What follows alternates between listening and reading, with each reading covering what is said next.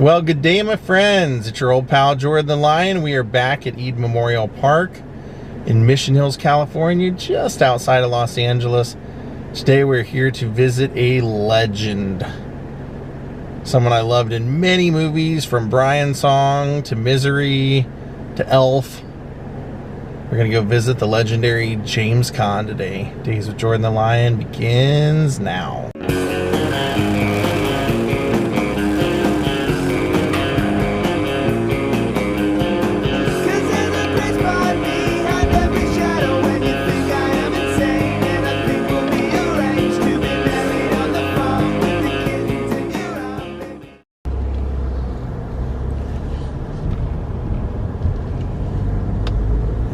Gonna be looking for that building right up there to find Mr. Caan. So you want to make it up to this building right up here at the very top. This is the Jerusalem section, and this far set of tall bushes all the way to the right will take you to visit James Caan, who I love him in so many things. From Honeymoon in Vegas to Brian's Song, Misery, El Dorado with Robert Mitchum and John Wayne. Here's Arthur Caan, his parents, it looks like, Sophie Caan, and James Caan, greatest of all time. He was born in Queens and then ended up going to Michigan State University by the time he was 16. He was on the football team. He wasn't good enough to make the varsity team, so he ended up transferring, and when he transferred back to New York, that's where he developed his love of acting. By the time he was 20 years old, in 1960, he was already making his debut on Broadway, and then quickly decided that he wanted to be on the big screen and took off for Hollywood. Even though he was Jewish, because of his accent from growing up in New York City, people always thought he was Italian, so he said he always called himself a Jewish Italian cowboy from Queens, because the kind of movies he made. He would play everything from an angry heavy to a romantic lead.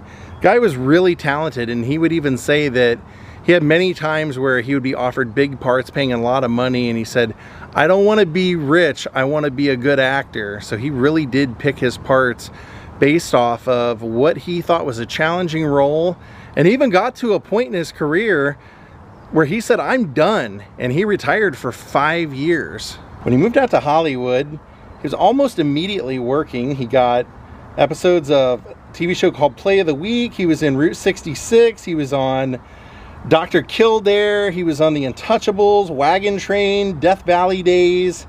Then he made a small film where he wasn't even credited, but then ended up getting a substantial part in an Olivia de Havilland movie called Lady in the Cage, where he's a hoodlum that gets his eyes poked out.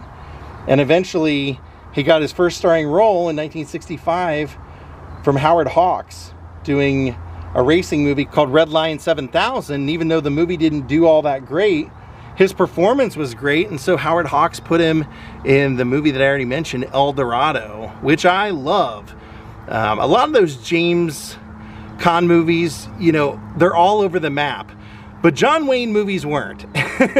And James Caan basically is the young guy. If you ever, saw Rio Bravo with Dean Martin and Rick Nelson, that's kind of the same movie, El Dorado, where only instead of Dean Martin, it's Robert Mitchum, and instead of Rick Nelson, it was James Caan. The movie's really good, but he got his start there. He actually said that was a big deal for him because both of those men were icons to him. They were literally his idols. So he would work from then on, pretty much regularly until he retired, like I said. Now, he did do an uncredited episode of Get Smart because he was friends with Don Adams. And he worked with Francis Ford Coppola in The Rain People, and then ended up, like a year or two later, he ended up doing Brian's Song.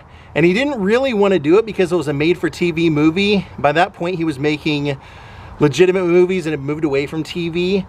But he saw the script and just loved it. And it is a classic.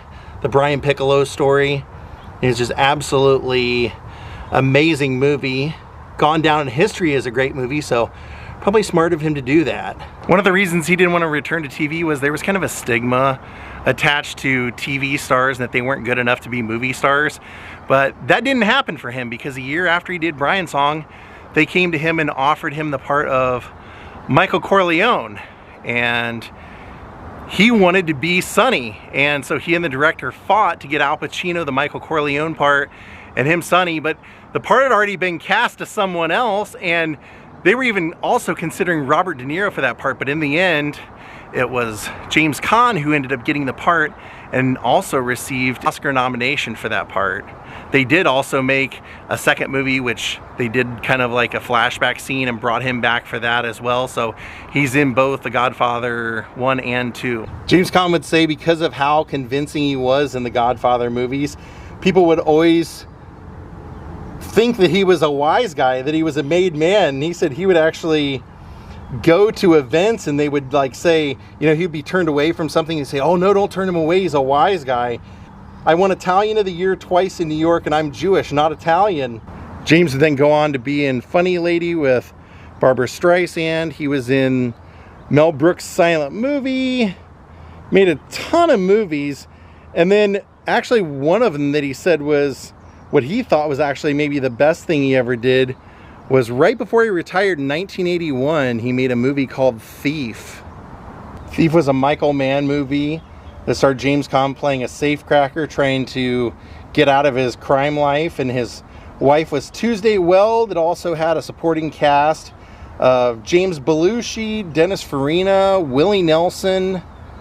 Now the issue for his career was that he made this movie, which was actually, like I said, he always considered Godfather and Thief as his best movies. However, right after that, he was working on a picture that he just felt like was an absolute debacle.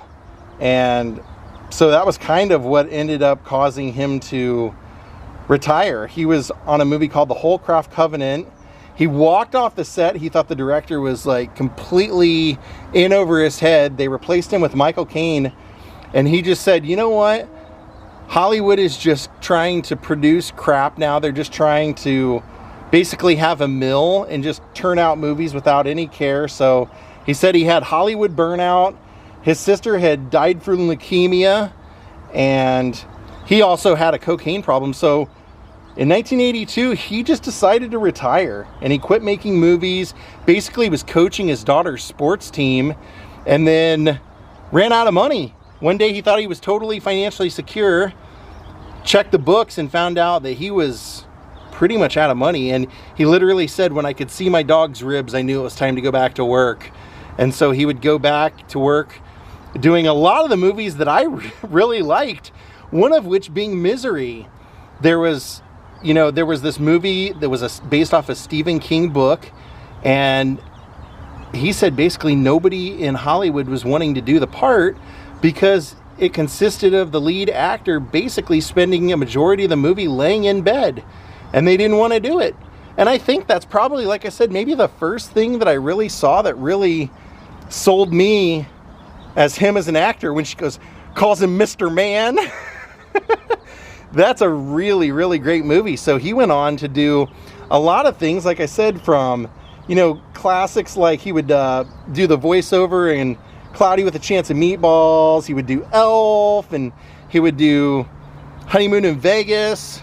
And right around then, he also made a favorite of mine that's like kind of a indie flick, but I love it, called Bottle Rocket. He made it with Owen Wilson, Luke Wilson, and that was kind of an underground success.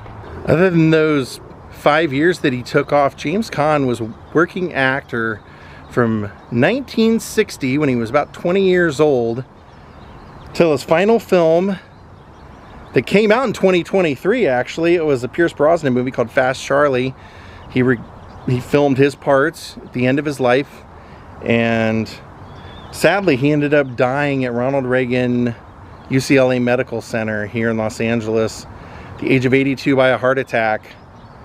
He had coronary artery disease.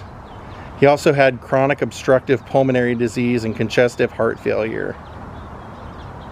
It's too bad.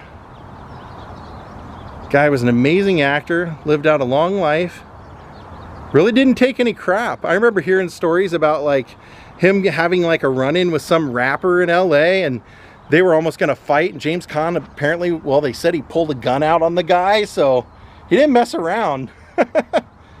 Rest in peace, James Caan. Here there's I just noticed another member of the Caan family, Barbara Caan Licker. Would assume that was his sister, since she was born 3 years after him. So here is the family of James Caan. His son, also a successful actor, Scott Caan. I believe he's on Hawaii Five-0, and I knew him from Ready to Rumble, and also from what else? Yeah, Ready to Rumble. That was the first thing I remember seeing Scott Caan in. Oh, he's also on Entourage. So rest in peace, James Caan. Thank you all for watching. We're gonna call it a day from Mission Hills, California. Have a great night. Go watch some James Caan. Go watch Brian's song. Goodbye.